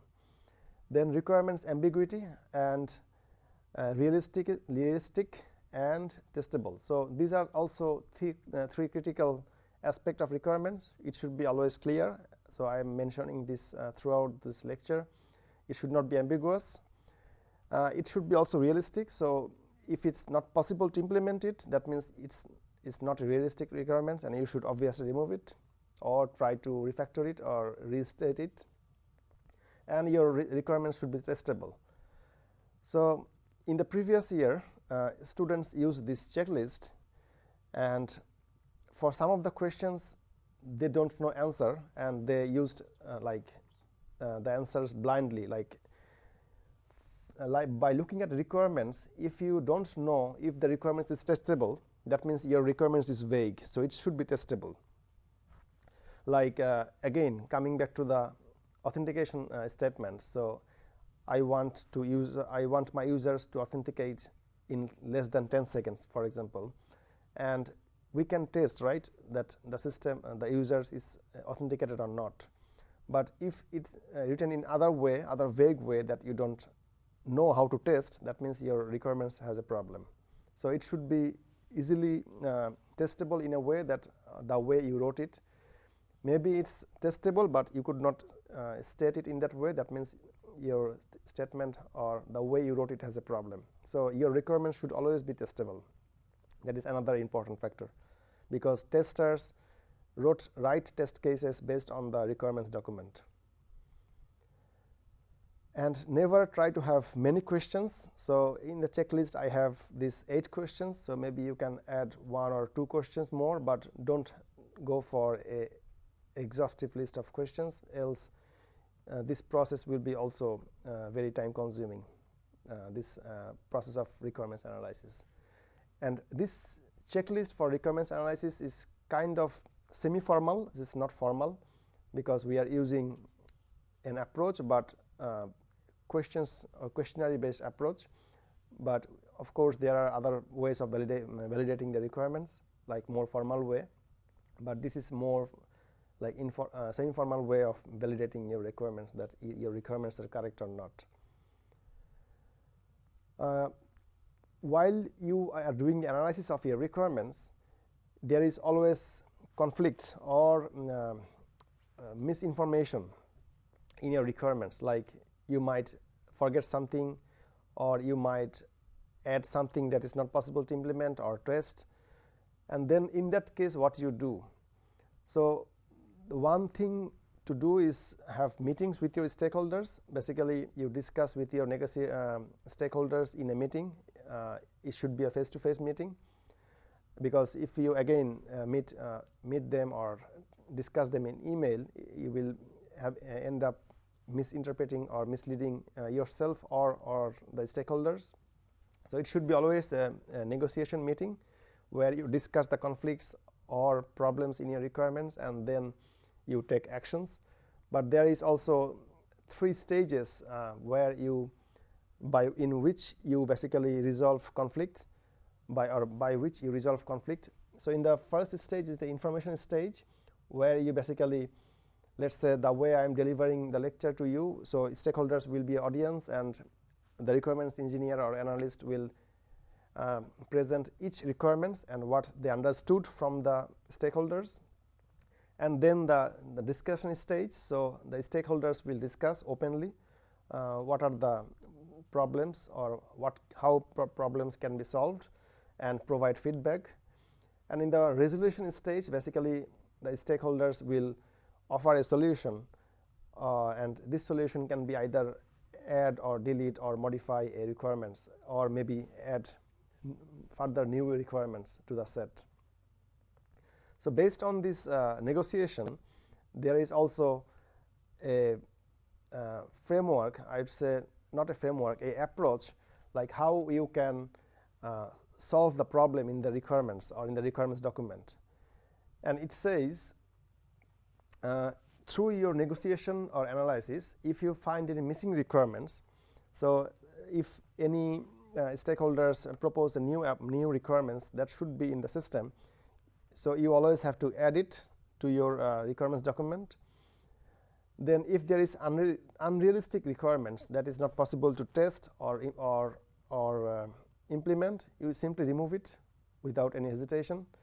If there is any conflicting requirements, it's always hard to resolve the conflicts, because some of the requirements might, so if you implement this, you cannot implement that, or if you don't implement this, you cannot implement the other one. So in that way, you should also remove those conflicting requirements. If there is any overlapping requirements, so either you merge them, or you modify the one of the requirements and remove the other one. Basically, you are simply modifying the requirements. And if there is any ambiguous requirements, that means it was not well stated, you modify the requirements basically. But coming back to the previous slide, in this slide, basically as part of your assignment, let's say you will analyze your 5 requirements for each of those 8 questions, and you find any problems.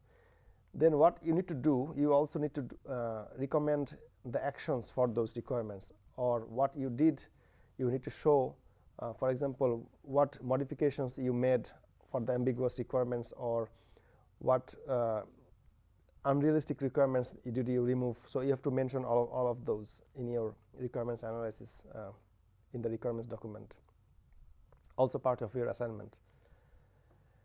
So prioritization of requirements. So in the first slide, I think of this session, we showed about requirements analysis and negotiation activity diagram, where we talked about prioritizing the requirements. So why it's important? Because if you prioritize requirements, so in the real development scenario, prioritization is always an important aspect, because you are not able to deliver all the requirements at the first shot or in the first phase. Basically, you deliver subset, or maybe gradually you deliver all of them. So that's why prioritization is important, and this helps you to identify the most important or core requirements in the system. So in this elicitation process, you can also add prioritization value, or maybe a priority value to the requirements. So let's say you can add this 3 factor of priority, like essential, useful, desirable. So requirements, those are essential, will be delivered in the first phase, and they must be included in the system. The requirements, those are not essential but useful, you can include them in the system, but even if you remove them or exclude them, it will not hurt the system. But the requirements that are desirable, those are not essential, not useful, so you simply can remove them, or maybe deliver them at the end. But this is one way of prioritizing the requirements. You might have multiple factor even or other scheme for prioritization to prioritize your requirements basically. And it's also not good to use numbers, because numbers are specific but they are hard to evaluate. So in the initial stages it's good to use this kind of ordinal values. You can use also like high, low, medium in this way for prioritizing requirements. And then classifying the requirements. So we have so this is also part of the requirements analysis phase. So you classify requirements. You can also classify requirements before or after prioritizing them, but usually it's good to classify them before the prioritization. That's why it also had in our diagram. So by classifying the requirements, what you do, you can find missing requirements. I will show you an example. And one of the best way to classify requirements is to have a tree-like diagram. So let's say in that tree diagram you have 4 classes or 4 categories of requirements, and what you do, you take each requirement and put either of the classes to see which class it belongs to. I will show you an example here. For example, this approach is called faceted approach. So for example, you classified your requirements into system. So those are system requirements, user interface requirements. So those are mostly that requirements is related to the GUI or user interface. You might have some database requirements that is very specific to data types or database technology and whatsoever. And then you might have some communications related requirements. So like if this requirement is about third-party libraries or talking to a third-party libraries and so on. Then so in this tree-like approach, you have these 4 branches: system, user interface, database, communications. So system requirements are about technical requirements or user requirements that are dealing with performance or other issues.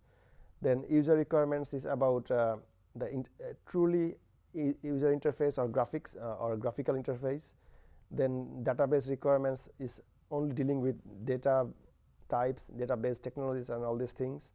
And then the communication is maybe about third-party libraries or talking to external softwares, for example. So if I give you, so once you take these 4 branches, you take each requirement and put those requirements under those branches. Now if I give you a requirement, for example, a graphical user interface to the account data should be provided. So we have user data and we want to show this user data to the user through a graphical interface. So what do you think will be the possible classifications of these requirements? What do you think? User interface. Yeah, that's obvious.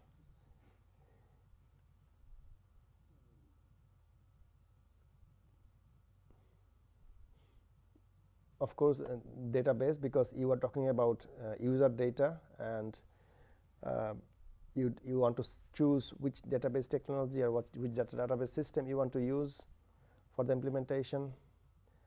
And then also I think the communication, the system.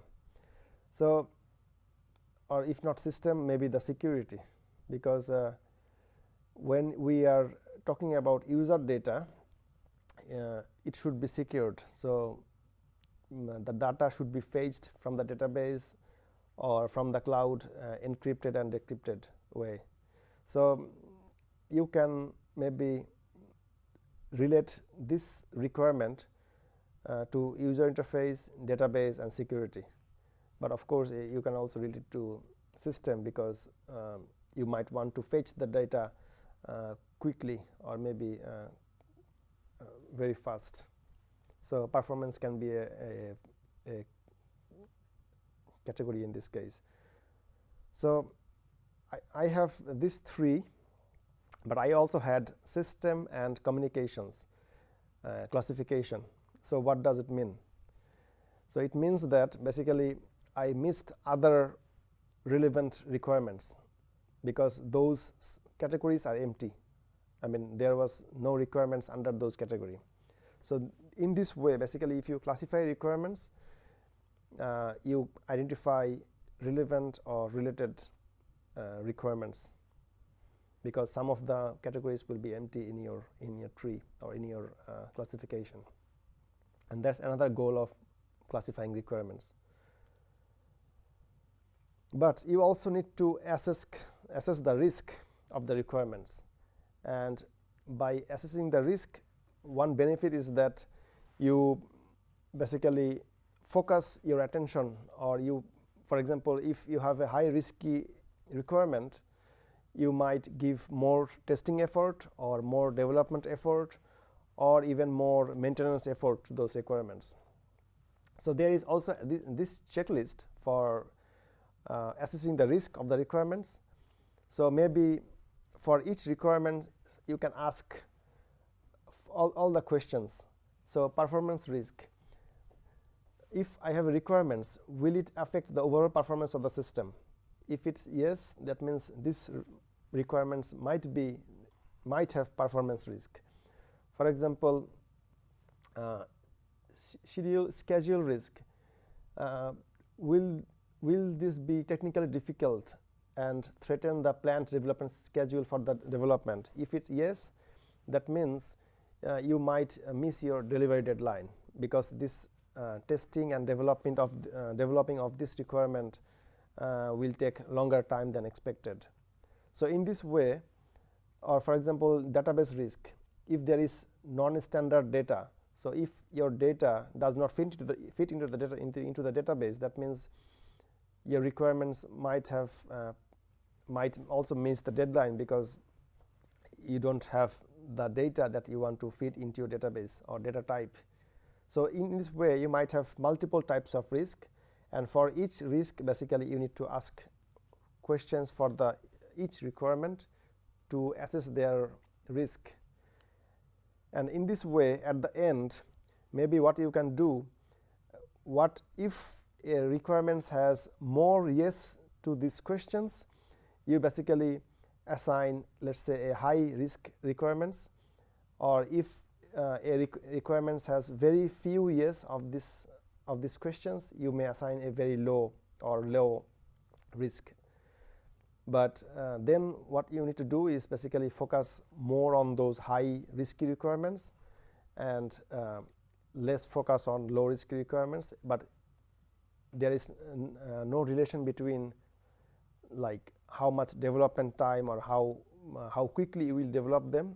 The only thing of assessing requirements risk is basically you want to test them more, or you want to be more careful in implementing them. And assessing risk also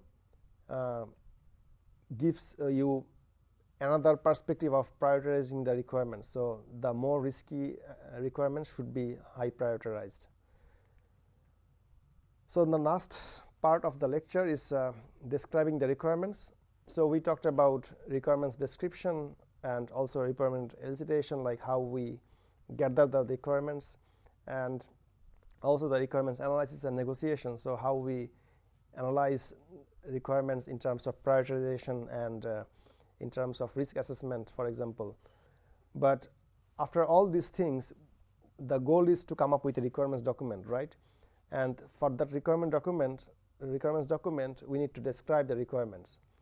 So in this part, I think some of the concept will repeat, but the goal is to find out the best way of describing the requirements in the requirements document. And the best way, I would say, or the way that we should follow is to not to requirements ambiguous, like we should write the requirements in a clear way, because ambiguous requirements are always misunderstood or even not understood. And these are the common practices, or I would say problems in the requirements documents, the way requirements are described. So the writers often use complex sentences or conditional clauses for the requirements, which should not be done. Then they always use sloppy and inconsistent terminologies. This is also not good for general readers, so you should not use those inconsistent terminologies. And never assume that the reader who is reading the document has competent knowledge or expert knowledge that you have as a writer. So always think that the readers don't have any idea about the technology or about the system you are talking about. So try to make it more general and useful for the general readers. But how you can do that? Basically, the one and only thing is giving more time and more effort, and also by assuming that users do not have background and knowledge that you have. So if you don't assume that one, that means the way you will write also will affect the requirements document, and it will be eventually more easy to understand and read. But another way of improving the requirements document is to draft, review, and improve. So doing it as a iteration, like go over it again and again. So in other words, you have to give sufficient time to write and review your requirements document. So there are multiple ways of writing requirements document or requirements specification. So maybe you already know all of them. The most common way or general users is the natural language sentences. Then you can use natural languages, but in a more structured way. So the IEEE standard that I mentioned, it was basically the combination of this structured language, natural language, and graphical notations. But in between, there is also design description language. So these are more formal languages, but not mathematical. Formal languages that you can describe your models basically, but this is not also understandable by general readers. And then there is graphical notations. So these graphical notations are basically use case diagrams, UML diagrams, activity diagrams, and so on. These are more common or popular these days. And then there is least popular or least common mathematical specifications, where you write formally the requirements using notations. But the good thing is that they are easy to validate, or they are always consistent and complete. So for ambiguity, so natural language sentences are most ambiguous, and mathematical notations are least ambiguous. But in terms of formality, this is the least formal, but this is the most formal. So what do you think, which level we should be, or where should we move, or choose basically which notation, given all these criteria and all these constraints for requirements specification? Or what would you choose? For the first iteration, I might use the natural language, but in further iterations, I might use more graphical notations. Yeah. Yeah, that's why, I mean, people basically stays in this area. So they use structured language, but they also use graphical notations. So basically not too much ambiguous or not too much formal. And that's why basically you use UML and other things. And also in this course, we will use these graphical notations. And there's another reason why people tend to use more this, because it's least ambiguous, but this is also not that much formal, but in some way it's formal. So it has the option to validate and make your requirements complete in terms of modeling notations. But there are other guidelines. For example, you should always use a standard templates for describing your requirements. So by standard template, I meant you should always have input, output, and the processing part for each requirement. So what are the input and output for each requirements, and what it is doing as a functional thing. That should be well defined. And then your language for describing requirements should be simple, consistent, and concise. Avoid using any jargons or abbreviations that are not common. Write short sentences. Write simple paragraphs. Use more figures or tables instead of long text. So these are all about writing clearly and concisely. And they'll also use diagrams more, but not complex diagrams, because complex diagrams are hard to understand. But diagrams usually gives you more picture or idea than text. And lastly, if you have a natural language, add some equations, not like complex equations, but simple equations, so that the experts, when they are reading it, they can also easily grab the idea. And if necessary, use like tree-like decision tables or other way of representing any logics or any arguments, because for example, if you have a decision table, it's much easy to let the readers understand that what you're talking about than writing a whole paragraph giving your motivation on something. And also draw some models like object models or entity relationship models, or even UML models, like with your text or with your requirements.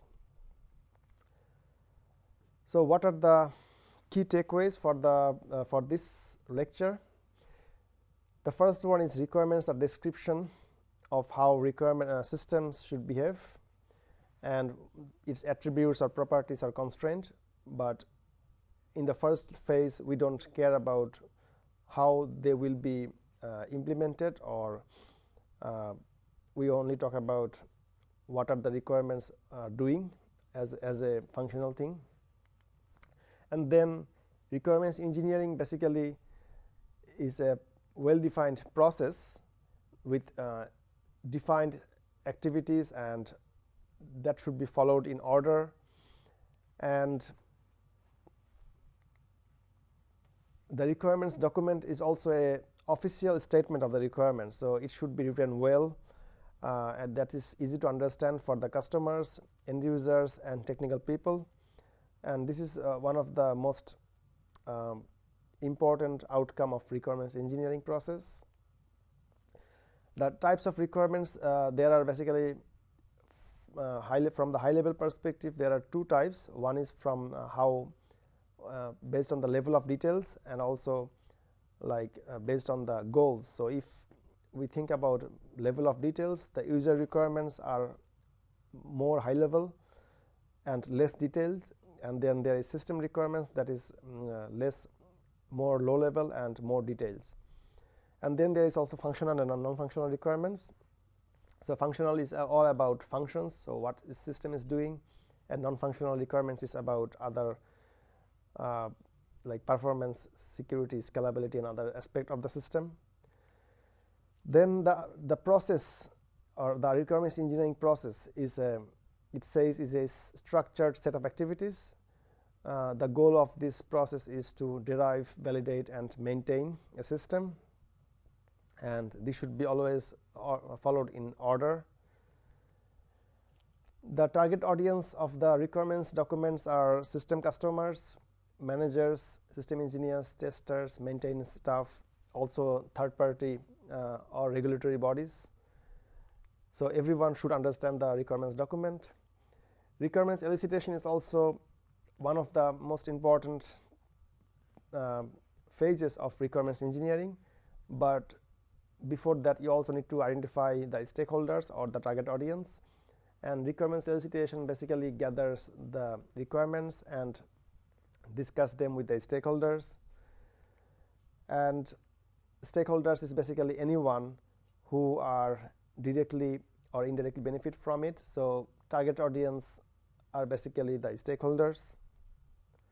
And finally, the objective of requirements analysis and negotiation is to agree on the requirements, and if you don't agree, choose the action plan either to remove or add new requirements or modify existing requirements. And requirements should be always, as I mentioned, complete, consistent, and not ambiguous. I think that's what we want to discuss, but do you have any questions, or anyone in the online have any questions?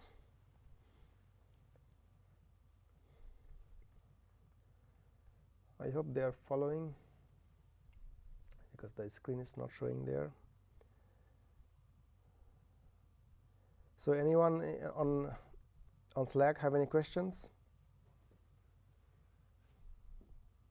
If you are listening to me directly.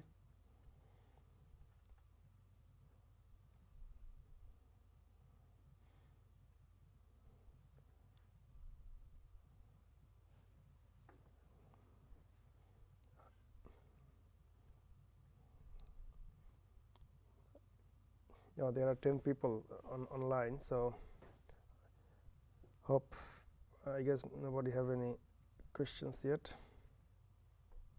So you have any questions from the classroom? About the stakeholders. Yeah. For example, when the government stuff, is that always included? For example, if you're making an Android game or something. No, it's not. Yeah, yeah. It depends. It's not. It depends, because if it's not regulated by the law, so law it can be in terms of financial law, it can be safety law. So it's, if it doesn't concern any of the citizen issues, then it don't need to be involved. Is there a way to know, for example, if you don't know, if you don't, should you like? Basically, one of the way, I think there was a slide on how to identify the stakeholders. Let me quickly pop up that.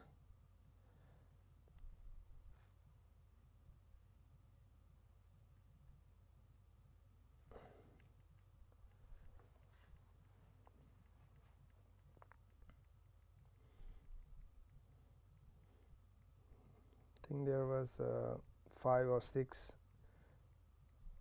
Yeah. So this one. So basically, you think each of those questions, and for the system, for the target system, and you list, like you are talking about an Android game. So you can ask if the external bodies or regulatories or certification authorities, should they be concerned of the system? No, right? Definitely not, because it doesn't involve any certification, for example, in kind of safety or security or anything. But of course, personnel responsible for the developing and maintaining the system, yes. So you can list all of them. The customers of the organization who will use the system. So also for Android games, there is no customers in terms of organizational aspect. So there is potential users and people in the business processes, people involved in the business process. So for the Android game, if it's paid game, there might be some business processes, but if it's free game, there is not that kind of business processes that are placed. So I mean, Google is not that directly involved in this part. You just develop and deploy, right? You just upload it in the, so then Google might not be the part of this business process. But if it's paid game, I don't know about paid games, so how you set up the payment and all this stuff, then other parties might be involved. I'm thinking in the same case where you store like user information and you have to abide by GDPR. Yeah. Should the government be included as a stakeholder then? Yeah, it can be. It can be directly. Yeah, it can be directly that GDPR regulatory body, or the GDPR document itself. But then basically, it's up to you how you explain those laws. If you are not interpreting those laws in according to the accepted semantics, then it's your fault. I mean, if you mis-explain those. So if someone who is expert in GDPR or a counsel or lawyer or whatever, if it's a big project, they usually always hire a lawyer, I mean, to make things professional. But for small projects, obviously, you don't need to think about it. Any other questions? Then I don't know if the online people got your questions, but hopefully it was not so loud. So I think we are already late. So if you don't have any questions, we will see on Friday. And thank you.